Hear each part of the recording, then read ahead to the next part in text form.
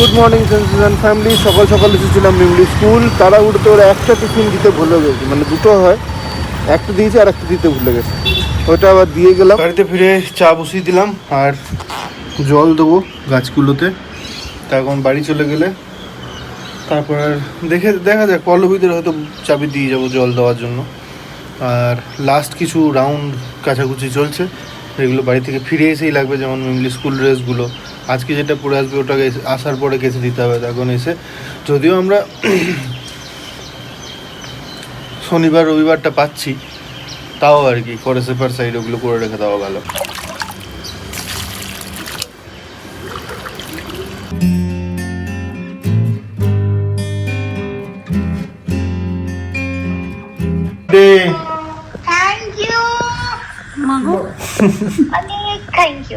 Happy birthday. Thank you দিকুজি। দিদু খেতে আমি খেতে পারছিলাম না তোমাকে। কি করছো? এই সব ঠান্ডার মধ্যে বসে আছি। ও ওখানে এত ঠান্ডা পড়েছে নাকি? তো কেন কলকাতায় ঠান্ডা পড়েনি? হ্যাঁ, বোলপুরের ঠান্ডাটা ব্যাঙ্গালোরে চলে এসছে। কলকাতায় ঠান্ডা পড়েনি এখনো?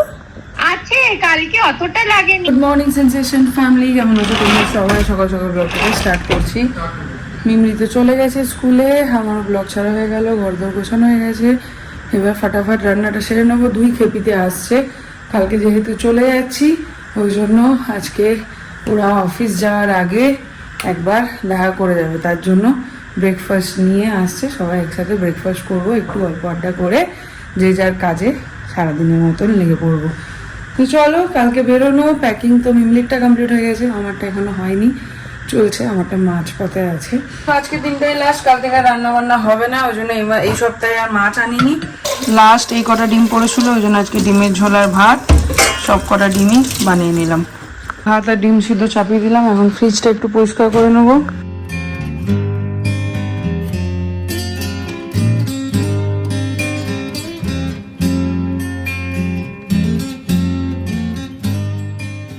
এই বছরের মতন একসাথে লাস্ট আমাদের ব্রেকফাস্ট। আসছে বছর আবার হবে। বছর বছর যেন হয় আমাদের। আমাদের ঝগড়া ওই রকম হয় না।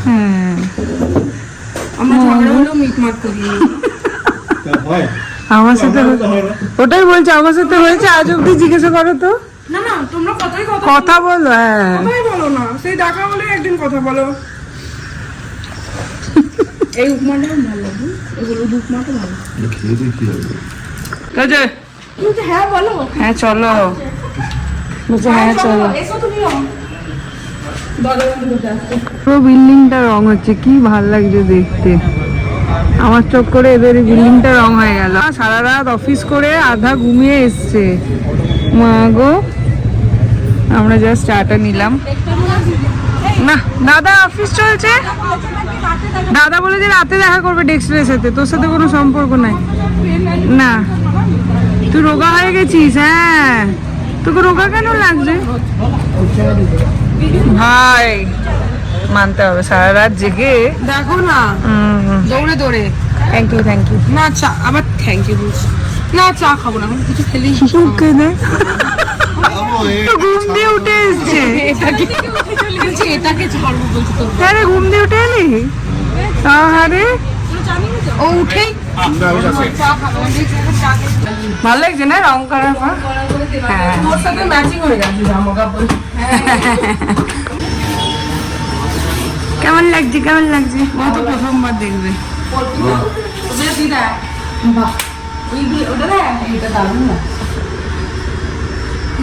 এটার মধ্যে অন্য কালার যাবে না? হ্যাঁ হ্যাঁ, কেমন কেমন দোকানে যখন কেমন ছোট ছোট লাগছিল। কে বলবে এটা ওই জায়গাটা যেখানে একটা বড় মোটা মোটা ছিল সেই এখনো। कैसा लग रहा है बाबू का अंकल? বাবু আঙ্কেল হাফ ঘুমে আছে। বাবু আঙ্কেল ও যে উঠে এসছে, এই বড় কথা রে। বেবি আঙ্কেল আর বাবু আঙ্কেল। বেবি আঙ্কেলের মুখটা দেখো, বেবি ছবি তোলা বানাচ্ছে এইখানে।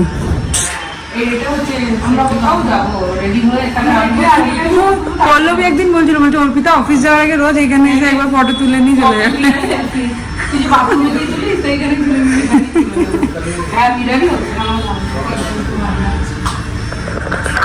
ইস আমরা 1 বছরের জন্য আর দেখা হবে না, 1 বছর পর দেখা হবে, কোনো মানে এর সাথেও আমার দেখা হবে না।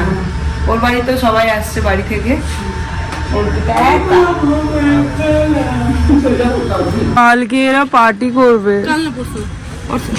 পরশু। হ্যাঁ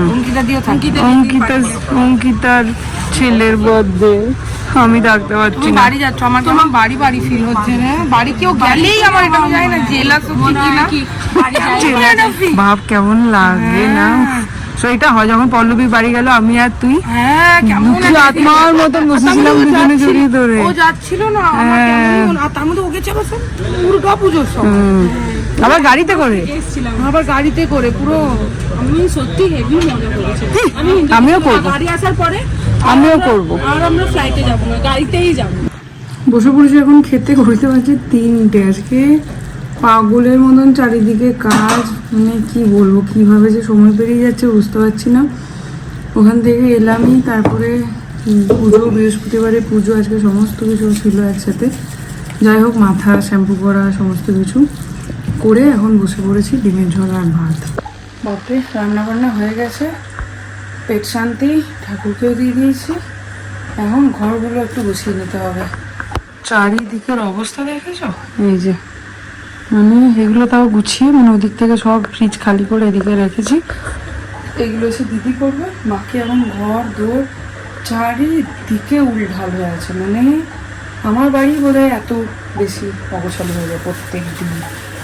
এখন এগুলো করে নিই, তারপরে একটুখানি রেস্ট নিয়ে নেবো। আসছে মেনলি, দেখো না চারিদিকের অবস্থা। তো কি হয়েছে আজকে স্কুলে? কি খাতে হবে আজকে?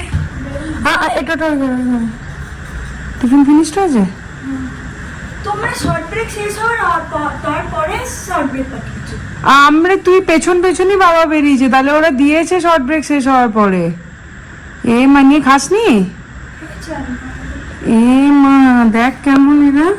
একবার এসেছিলাম আজকে, ফাইনালি সিসিটিভি কাজটা শেষ হবে মনে হচ্ছে। দেখা যাক রাত্রেবেলা হলে তারপরেই একবার দেখাবো। আর একটা এক্সট্রা পয়েন্ট নেওয়া হলো, যেটা বাইরেটাও কভার করবে। 6টা 4, এখন একবার বেরোচ্ছি।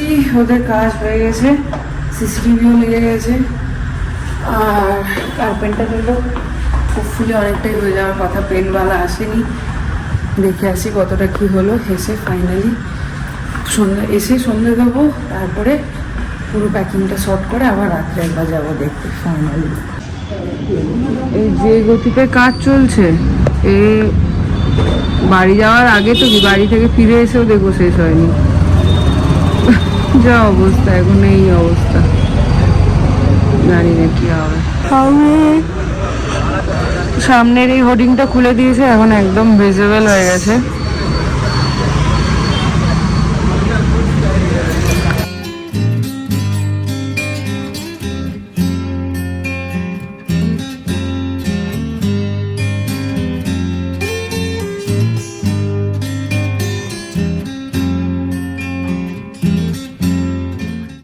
পূজিতি দেবী কমল বিষ্ণু বল্লভী যথা তং সুস্থিরা কৃষ্ণ তথা ভব মহিস্থিরা।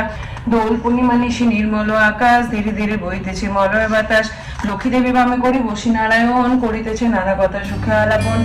সন্ধ্যে দেওয়া হলো। আজকে এই এতক্ষণে আলপনা দিলাম। এই যে সকাল থেকে সময় হয়নি, আর মনটার মধ্যে খোঁজ করছিল, তাই সন্ধ্যাবেলায় সন্ধ্যে দেওয়ার আগে আলপনাটা দিয়ে তারপরে সন্ধ্যাটা দিলাম। যাই হোক, ঘরদোর মোটামুটি গোছানোই আছে। এবার আমার ব্যাগটা গুছিয়ে নেবো, তাহলে মোটামুটি সর্টেড হয়ে যাবে। আর চাবিটা পিকির কাছে দিয়ে আসবো, ওটা দেওয়া বাকি আছে। বাকি আর এমনি সেরকম কোনো কাজ নেই। রান্নাঘর সকালেই ক্লিন করে নিয়েছি, ফ্রিজ পরিষ্কার হয়ে গেছে। এবার শুধু ব্যাগটা গোছালে কালকের জন্য আমরা রেডি। কালকে আমাদের ফ্লাইট হচ্ছে এখান থেকে সকাল ওই দুপুর 2টো নাগাদ। আমরা বেরোবো সকাল 9টা নাগাদ। আর পৌঁছাবে 8টা সামথিং। তো এটা হচ্ছে রাইট টাইম। এখন জানি না কি হবে, মানে পোস্টপন্ড হবে, লেট হবে, কিন্তু এখনো অবধি কোনো রকম কোনো মেল বা কিছু আসেনি। এখন অবধি ফ্লাইট ঠিকঠাক টাইমে আছে। সো দেখা যাক কি হয়। আপাতত ব্যাগটা গুছিয়ে নিই। এই ঘরটার অবস্থা হচ্ছে এই, এখন পরপর গোছায়। এই হলো প্যাকিং এর কন্ডিশন, মোটামুটি হয়ে এসছে। এবার নিচে যাব চাবিটা দিতে, একবার দেখা করতে বাড়ি যাওয়ার আগে। চলো। সামনের এই গেটের যে কাঁচটা বসবে সেই কাঁচটা নিয়ে আসছে, এখানে চলছে সিসিটিভির কাজ। এখানে এখন চলছে গেট লাগানোর কাজ, এখানে সিসিটিভি আর এই হচ্ছে পেন্টিং। ফাইনালি এখন একটু সাজুগুজু করার সময় পেয়েছি। কত যুগ পর যে নেল পলিশ লাগাচ্ছি তার কোনো ঠিকানা নেই।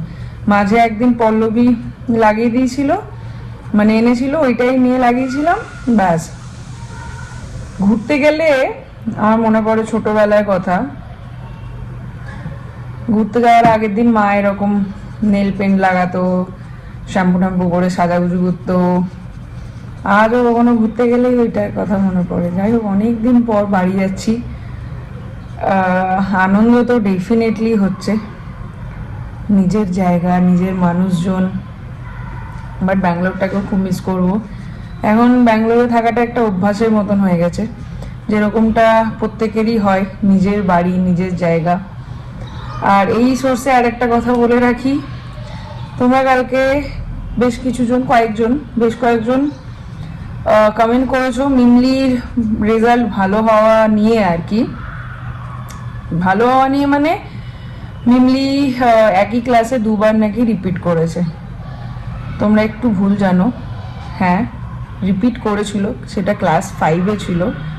তাও ওর এজ অ্যাকর্ডিং আমি যদি ওকে রিপিট না করাতাম তাহলে ওকে বোর্ডে বসতে দিত না, যার জন্য আমাকে একটা বছর লস করাতে হয়েছিল, যেটা ছিল হচ্ছে ক্লাস 5, মানে আগের বছর। বিজিএসে ওর এবার সেকেন্ড ইয়ার হচ্ছে। সো এই বছরটা কিন্তু রিপিট ক্লাস নয়। আর একটা ছোট্ট বাচ্চা যখন মনে পড়ে, মানে যারা এই কমেন্টগুলো করছো তাদেরকে বলছি, তোমরা যখন ছোটবেলায় কোনো পাড়ার প্রোগ্রামে নিশ্চয়ই পার্টিসিপেট করেছো, সেখানে যখন ফার্স্ট হতে কতটা আনন্দ হতো। আর ঠিক সেই সময় যদি তোমাদেরকে এসে কেউ বলতো, বাবা পাড়ার প্রোগ্রামে ফার্স্ট হয়েছিস, যেন মনে হচ্ছে একদম অলিম্পিকে চলে গেছিস, ভালো লাগতো কি? সেরকমই ব্যাপার। বাচ্চা মানুষ রেজাল্ট ভালো করেছে, খুশি হয়েছে। আর আমরা দুজনে অ্যাজ আ পেরেন্টস আমরা সব সময় ওকে এনকারেজ করার চেষ্টা করি, এটা আমরা বিলিভ করি। ইনফ্যাক্ট আমি যখন এনটিটি কোর্সটা করেছিলাম তখনও আমাদেরকে চাইল্ড সাইকোলজি শেখানোর সময় এটাই শেখানো হয়েছিল, try to say no to your kids আর অলওয়েজ এনকারেজ দেম। মানে যখনই বাচ্চা কিছু চাইছে তাকে দিয়ে দেওয়া, এটাও যেমন ঠিক না, বাচ্চাকে যেমন নাটা বলতে হয় যে না এটা নয়, এখন নয়, ঠিক সেরকমই বাচ্চারা ছোট থেকে ছোট অ্যাচিভমেন্টেও এনকারেজ করতে হয়। যদি তোমরা যারা কমেন্ট করেছো এই ব্যাপারটাতে তারা যদি প্যারেন্টস হও, তাহলে এটুকু আমি বলবো, প্লিজ তোমাদের বাচ্চাকেও মোটিভেট করো, এরকম করে ডিমোটিভেট করে দিও না। কে বলতে পারে আজকে ক্লাসে ফার্স্ট হচ্ছে, সেকেন্ড হচ্ছে, কোন দিন হয়তো ইন্ডিয়া র্যাঙ্কিং করবে, কেউ বলতে পারে না, কালকেও দেখেনি। তো যাই হোক, সেই জন্যই এই কথাগুলো বললাম। আফটার অল মা তো, খারাপ লাগে।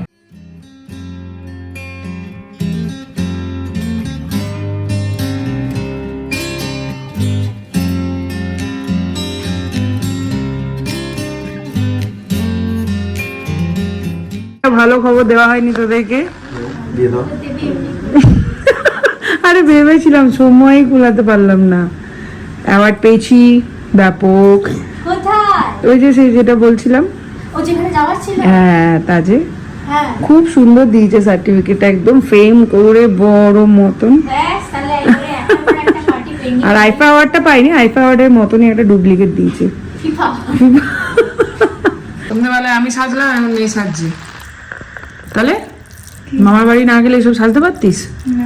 আমি বসে বসে নখ লাগাবে, বোঝো মজা। আমি ভয় পাচ্ছিলাম কি একটাও থাকবে না, সবই আছে। আমি মা হয়ে নখ লাগাচ্ছি না, ও মেয়ে হয়ে নখ লাগিয়ে যাবে। চলো আজকের মতো এখানে মোটামুটি হয়ে গেল, জানি না রাত্রেবেলা আবার পম্পি আসবে নাকি।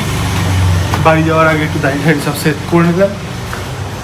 চলো একবার লাস্ট বাড়ি যাওয়ার আগে এই বছরের মতো দেখে নিন নিকেতনী বুটিককে। এখন আবার গ্লাস লাগানো, এটা মানে এই দরজাটা লাগিয়ে দেবে। চলো দরজা লাগছে যেটাকে নিকেতনী বুটিকে।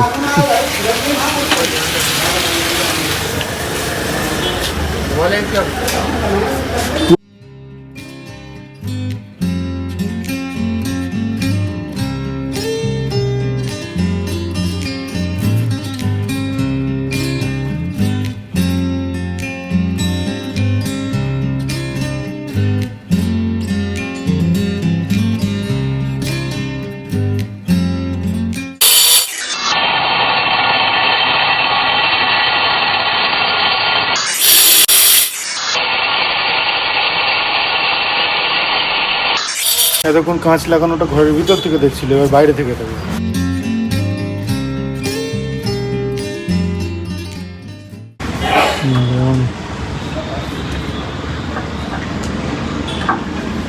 টান দেখাচ্ছে একদম পুরো আজমের লোক।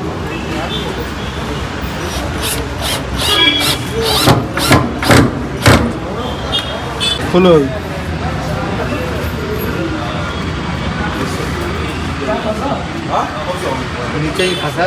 হয়ে গেছে লাগানো মোটামুটি।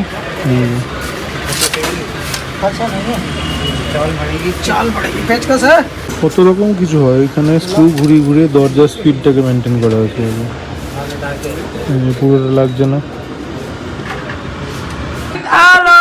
আমি বলেছি ডেলি এক্সট্রা দাদার সাথে আমি 1 ঘন্টা করে দেখা করবো।